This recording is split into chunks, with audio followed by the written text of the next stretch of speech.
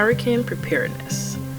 To be prepared means to be ready, and hurricane preparedness can help you and your family to stay safe during a hurricane, and it can reduce the negative impacts of hurricanes on you and your family.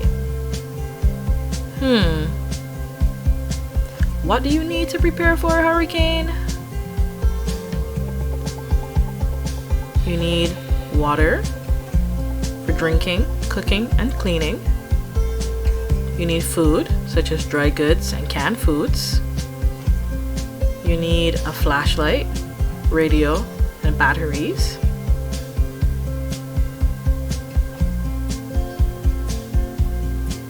You need medicine and a first aid kit.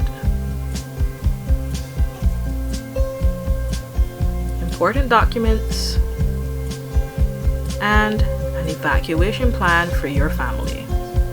Great! You're on your way to being hurricane prepared.